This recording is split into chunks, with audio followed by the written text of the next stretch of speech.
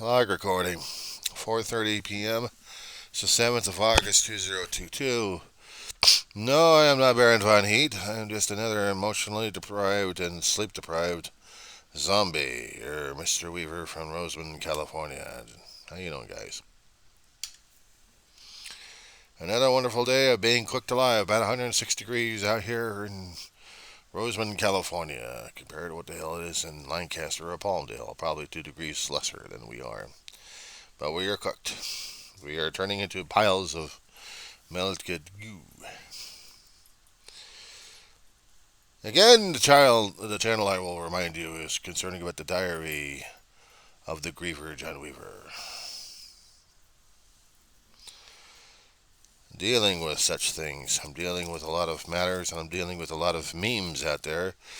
They're still trying to put a positive influence on people. And why am I the only schmuck out there who keeps saying otherwise? I know the dark in nature right now is basically to curtail any power problems right now. It's so damn hot outside. I don't even want to turn on the damn light. I'm using indirect light from outside to keep it barely lit in this place. And power mostly is going either through the computers or through the air conditioning at this point. So that's why it's so damn dark. But why is my mood so damn dark at this point? It's not because of the lighting. It's usually because of what I keep running into from time to time. Some people may consider me the most miserable, sorry son of a bitch around here. And they're probably right. Maybe I'm a miserable, sorry son of a bitch. Because they probably think I love it. I am so addicted to grieving and mourning and pain and such that I have to share this with everybody. It's like sharing a blunt or a joint, whatever you call them these days. Guys are so damn screwed up, I swear to God. They get worse and worse with their damn acronyms and terminology concerning about smoking marijuana. But it's supposed to help you. Yeah, right. How they get screwed up in the head like everybody else. No, thank you. So meanwhile, while I'm dealing with the heat and everything else, I'm trying to cope with what people are saying these days. Not about me, not directly, not indirectly, but they are talking about still letting it go and being positive and making the choice. You know, it's easy enough to make the choice. It's another thing to implement the thing and constantly do it without getting triggered left and right. I've tried it too many damn times in my life as it is. What made me not break down throughout my life is constantly being active somewhat. Dealing with my family's history, dealing with my family being alive and taking care of things in life, or trying to enjoy things in life, being together. When you have that kind of support and you have people to reach out in your positivity at this point, it's amazing how much of a magnetic influence that you are during that time, that you can wreak in more positivity and therefore enjoy life. And you think that you're not going to be dealing with the grieving and pain and loss because at this point you think you did away with it. It's gone. I hate to tell you, boys and girls, but in my personal experience, that doesn't happen. You just shoved it away inside your subconscious, ready to come out like a damn monster, and it did. When I lost my mother, losing my mother in the process, I know part of me was breaking down. I just couldn't figure it out. I just couldn't identify it. I just had to deal with things happening as it is. My brother kept trying to tell me to be prepared for it. Well, there's no way to be prepared for a parent's loss. We both should have known, because when we saw our grandmother die, we said goodbye to her.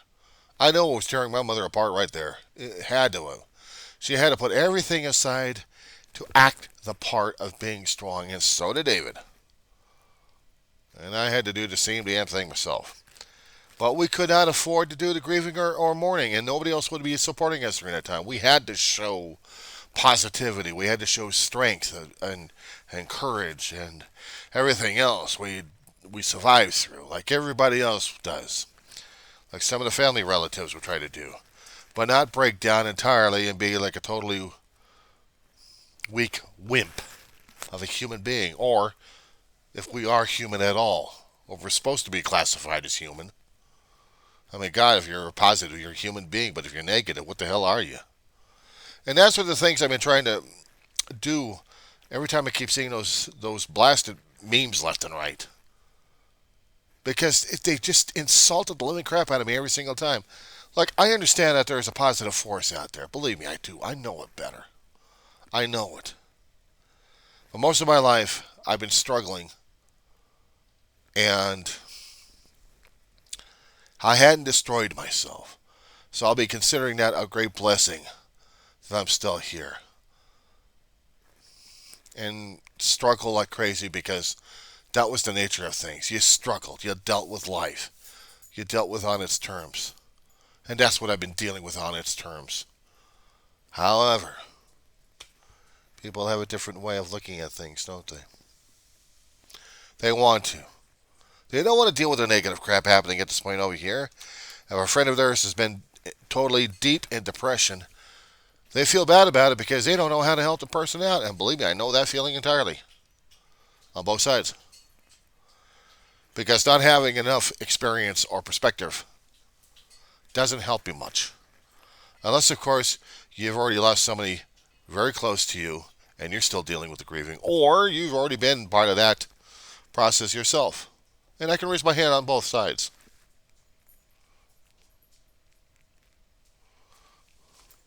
Jewish blessing. What gets to me, I know people are trying to share positive energy and trying to get people to feel that way because they don't want to deal with the sobs and the crying and the moaning and groaning because it's too depressing. It drains them dry. It's supposed to drain you dry, damn it. It's supposed to bring you down to the basic humility and humbleness level that you can be. Rock bottom. Exposed. Raw as nerves. Then what do? Well, you contemplate.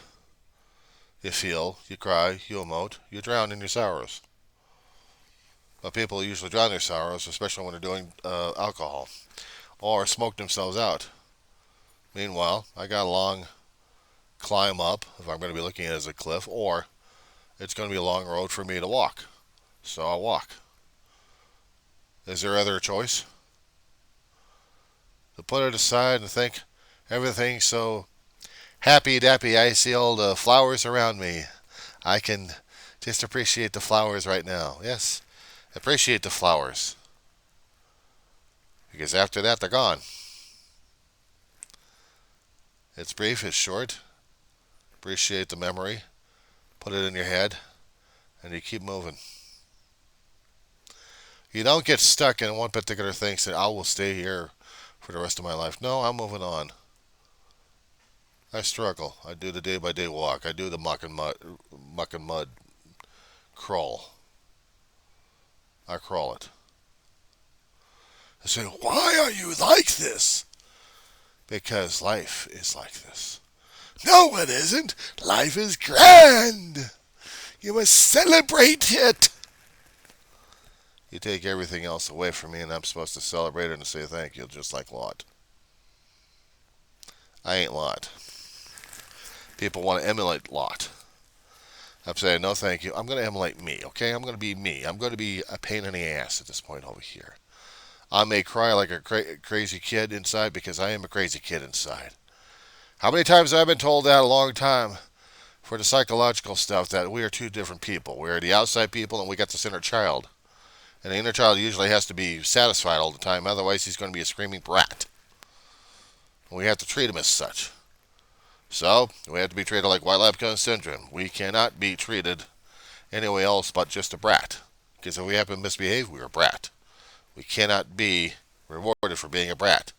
We have to be good all the time, therefore we can be rewarded if possible. But we cannot be bratish. We can't feel, we can't cry. We have to deal and endure what society tells us to. And take our soma. Whatever kind of form it takes, we have to take the let it go pill. Because that'll help us through things. I'm sorry. I'm not charitable at this point over here. I'm a mean, rotten bastard right now. I'm a feeling, emotional human being. I deal with the anger issues. I deal with the frustration issues. I deal with the guilt issues. I deal with the self-pity issues at this point over here. I'm dealing with a hell of a lot of negative crap at this point over here, but nobody wants to deal with that. Nobody wants to talk about that. That's a feel sorry, pity me action at this point over here. And why? Why? Doesn't make sense, does it? No. But it's part of being the human. That's part of being the reality at this point over here. We all want to feel nice. We all want to feel helpful. We all want to feel good. We all want to feel like we matter and we're special. We all want to make sure that we get our support. But if we don't have it, if we lose it, we're like every one of these kids that we see, and no matter what kind of form they are in, regardless if it's an insect or an animal or a human being, screaming and yelling, and can't get it. We're like that. Despite the fact that we may try to have other people trying to reassure us left and right, for the things that we actually lost that would actually make us feel safe and secure, once you lose that, once it's gone, that's gone. Then what do you do? What do you do? Nobody knows. There is no answer for it. You just go through the muck and mud. You crawl through the damn stuff. If you're feeling charitable enough and sympathetic and empathetic, you can help the next person out. Or maybe they can help the next person out and the next person out. We're all struggling through the muck and mud. We're all looking at the same because we all are the same. We are human beings. The darker nature of our size, people don't even want to see all the damn time. They want to see the positive all the damn time. They want to see the false face. They want to see the facade. They don't want to see the real you. If they happen to see the real you going through a hell of a lot of grief and grumble, are they going to be actually able to do this shit? For the ones that are true enough to understand and to know that they don't want that pain shoved on anybody else, so they're willing to bypass theirs to help you out. And then you're obligated to do the same thing to the next person, and the next person is to help them out because you have to shove your pain aside a little bit. Not out of convenience, but just to help you out so you can help the next person out. No matter what kind of grieving you've got right now as it is, you know where it's going, you know how it is. But if you can help that next person out who's also grieving and walk them through the process, tell them there's going to be some hope at this point over here, but right now we got to go through the pain. We got to go through the grieving. It may be the growing period for us that we need at this point, but we have to go through it. It's hard as hell. It's supposed to be hard as hell. It's not supposed to be the easiest damn thing in the world. We're supposed to go through this damn shit. It's supposed to be hard. Because it'll open our hearts, or maybe help heal our hearts, to actually what's reality around us. To the things that we've gone through, other things people have gone through, or going through right now. And maybe, just maybe through this way, we can help them out with their lives, and they can help us out with our lives as well, by allowing us to help them as we share our experience, strength, and hope. Yes, there is hope. I don't know if my hope is still there or not. I know the reality is my family won't be coming back in the reality. Is there a future hope that it may happen? Not really. Not really. But the only thing I can hope for is maybe I can help the next human being out to walk them through their own pain and misery, be a little bit of a support. Even though I am a miserable, sorry son of a bitch. And I said it. I'm miserable. I'm not happy. I'm not dancing. I'm not doing a jig. I'm sorry, I'm not doing Irish wakes. Because as much love and energy I had poured into the family, as much as I'm getting reflected back, and it hurts like hell. And I got to deal with the pain. I got to deal with that loss of love. But somewhere I know they love me more. Just enough to deal with what I've got to deal with. Walking with the muck and mud. Dealing with what I'm dealing with. Even with the emotional uproars I'm going through. The feelings of self-doubt and worthlessness sometimes. And just feeling like I'm a worthless human being. And the thing is, I'm not a worthless human being. Because at the times when I'm feeling like I'm trying to succeed at something and I'm having a good time, it's like I feel the joy of that moment being expounded, exploded, expanding. And I can feel myself feeling alive for a moment. Just for that moment. That I'm accomplishing something. And I can see the efforts of what I've been doing, and once I know the results of it, it's like, damn. I can smile at myself. I can smile at myself. I can feel happy about that moment and hold on to it. Because the next moments after that are going to be a miserable, sorry son of a bitch. The left shoe and the right shoe. And that's what I have to get used to all the damn time. How's today holding up? I gotten through it again. I did the crying. I did the emoting. I did a video on it. I gotta get me more flash drives. I'm running out of room. I gotta stagger these videos. Yeah, I gotta stagger these videos. I'm doing alright. Besides living in a bug-ridden place. But I'm doing okay for right now. At least, I'm not trying to tear myself apart and say, what a miserable person, what a miserable, rotten person. Yes, I am a miserable, rotten person. You know, people want positive outcomes and actually positive sayings to embolden them and everybody else. You're such a nice guy. You're such a warm, fuzzy guy.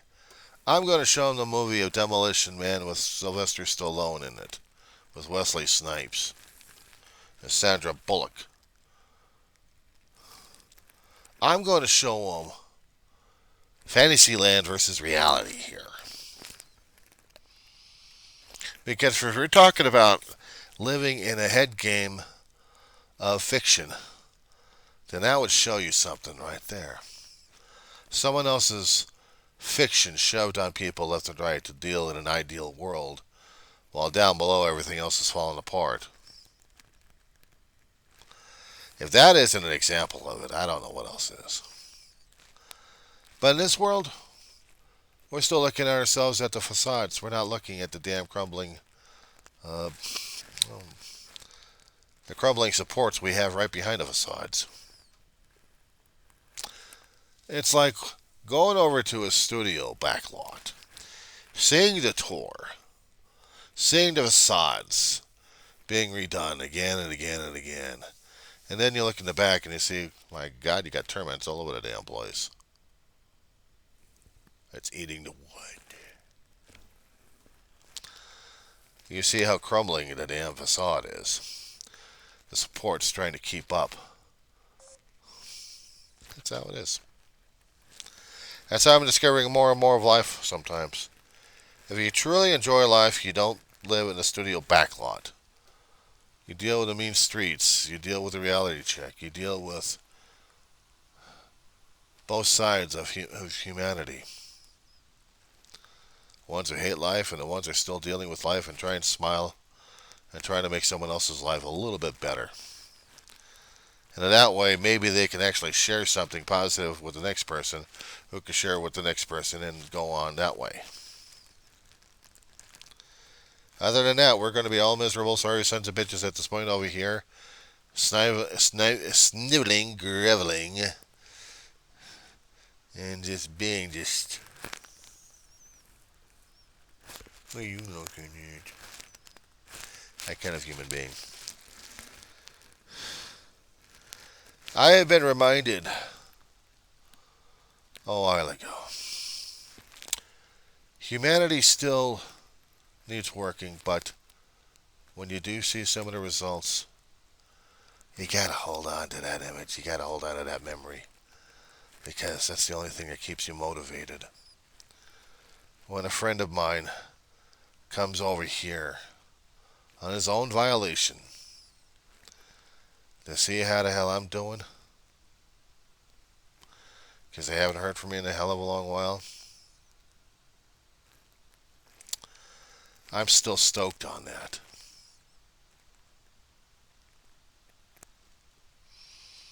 Yeah, an actual smile.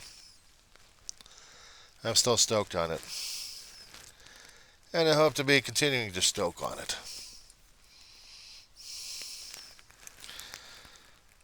Until life starts throwing me something else that makes me feel like an honorable, miserable, sorry son of a bitch again. A real fucking asshole. I'm not holding back on some of the language. Not all of it anyway. Look, I get it, the world's messed up right now. Meteorology, let's see. Physical sciences is all screwed up right now. Geopolitics, definitely messed up. Humanity, oh, royally.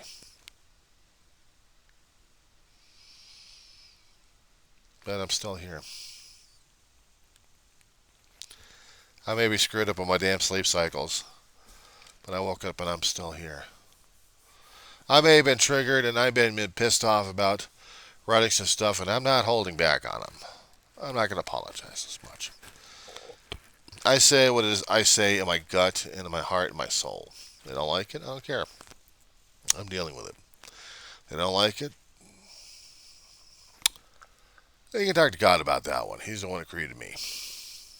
Meanwhile, I'm going to deal with the rest of today and see how tomorrow works. Enjoy what's left of the Sunday.